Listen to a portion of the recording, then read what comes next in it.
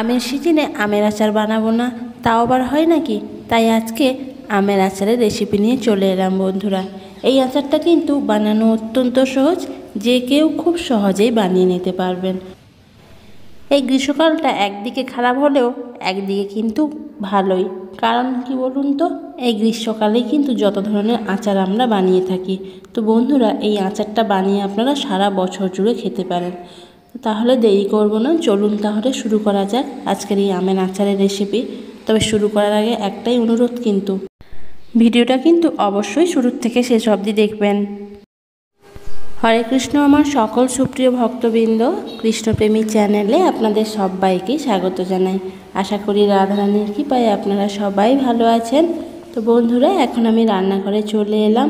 আর আজকে এই আচার বানানোর জন্য নিয়ে নিয়েছি এখানে 2 কেজি মতো টাটকা কাঁচা আম। এবছর এমনই অবস্থা যে আমাদের বাড়ির গাছে একটাও আম হয়নি, সমস্ত মুকুল ঝরে গেছে।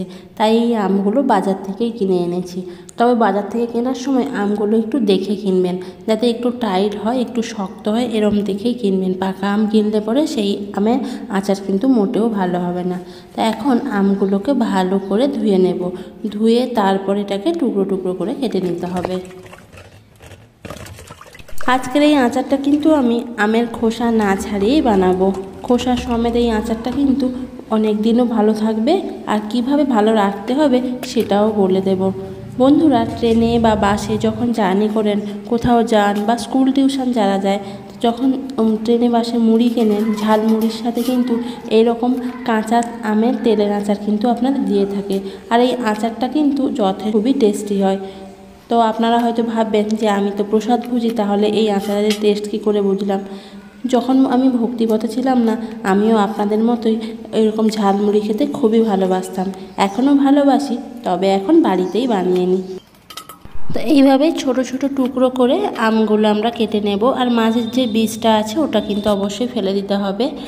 একটু বড় সাইজের আম নিলে 3টে টুকরো করবেন, আর ছোট আম নিলে একটু 2 টুকরো করলেই হবে। তো এইভাবে করেই কিন্তু সব কটা আম আমাকে কেটে নিতে হবে।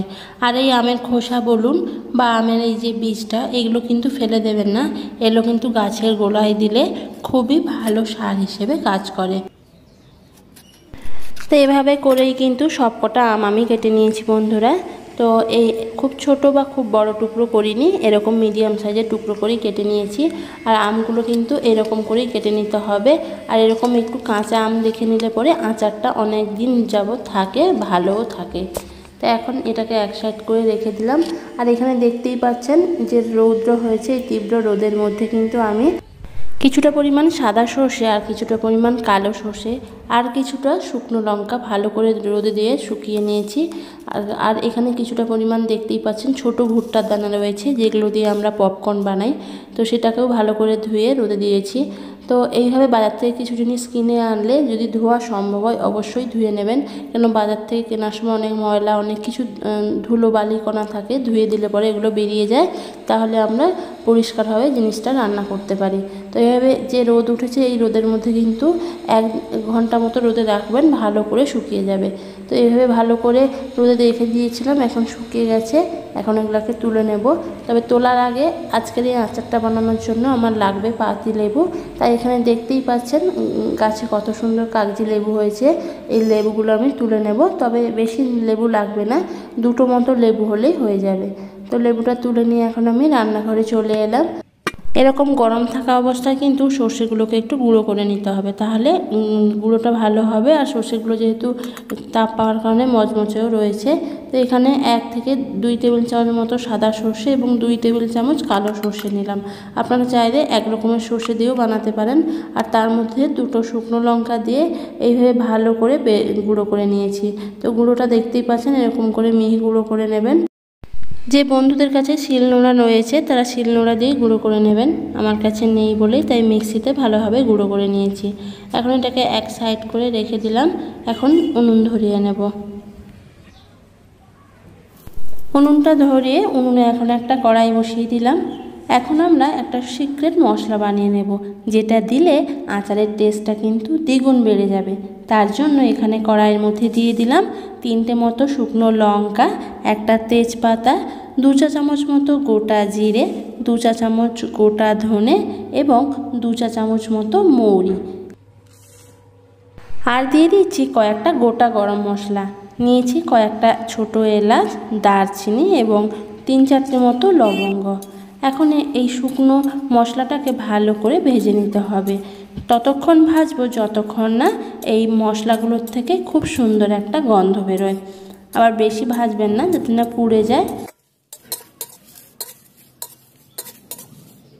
তো মশলাগুলো আমার ভাজা হয়ে গেছে, কেননা এখান থেকে খুব সুন্দর একটা গন্ধ বেরিয়েছে। এখন এটাকে একটা থালার মধ্যে ঢেলে নিচ্ছি, নিয়ে কিছুক্ষণ ঠান্ডা করে নিয়ে তারপর গুঁড়ো করে নেব।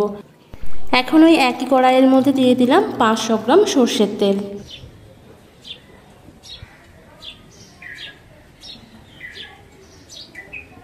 তেলটা ভালো করে গরম হয়ে যাওয়ার পরে তেলের মধ্যে দিয়ে দিচ্ছি 1 চা চামচ মতো কালো জিরে। কালো জিরেটা দিলে কিন্তু অবশ্যই আচারের টেস্টটা খুব ভালো হয়। কালো জিরেটা দিয়ে ভালো করে গরম করে নেব, তারপরে এটাকে তুলে নেব। এখন চলুন বন্ধুরা আচারের মশলাটা বানিয়ে নিই। তার জন্য এরকম একটা বড় বাটি নিয়ে নিয়েছি, তার মধ্যে দিয়ে দিচ্ছি এখানে গুঁড়ো করে রাখা সর্ষে, তারপর এখানে দিয়ে দিচ্ছি ভেজে রাখা মশলাটাকে কিন্তু একদম মিহি গুঁড়ো করে নিয়ে এরকম একটু গোটা গোটা করে গুঁড়ো করবেন, তবেই কিন্তু আচারটা খুব ভালো হবে। এরপর দিয়ে দিচ্ছি এখানে 1 টেবিল চামচ মতো হলুদ গুঁড়ো, 1 টেবিল চামচ কাশ্মীরি লাল লঙ্কার গুঁড়ো।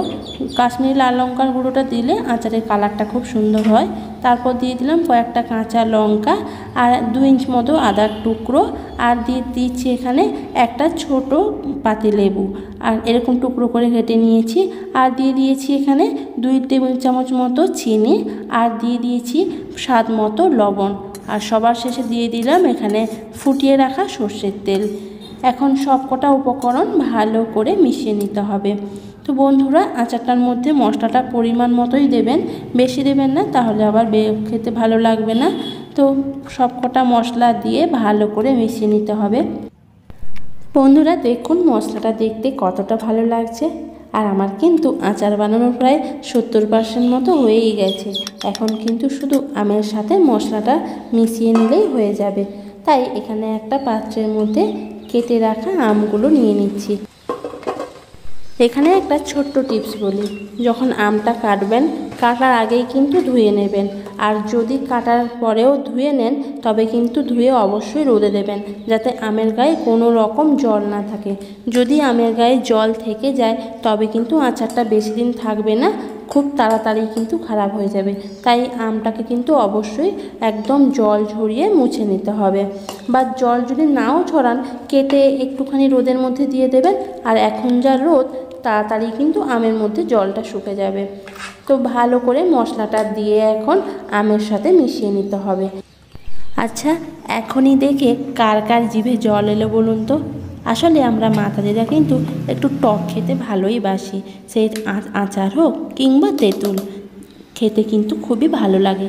তবে কিন্তু অবশ্যই বানিয়ে কিন্তু গোবিন্দকে অর্পণ করে তারপরে সবাই মিলে প্রসাদ পাবেন। এখন কিন্তু আচারটা বানানো আমার একদম কমপ্লিট হয়ে গেছে। এখন এই আচারটাকে আমরা একটা কাঁচের জারের মধ্যে পুরে নেব। বন্ধুরা আচার বানান বা যাই কিছু একটুখানি কাঁচের জারের মধ্যে রাখার চেষ্টা করবেন, তাহলে জিনিসগুলো অনেক দিন ভালোও থাকে আর অনেক দিন জুড়ে খাওয়াও যায়।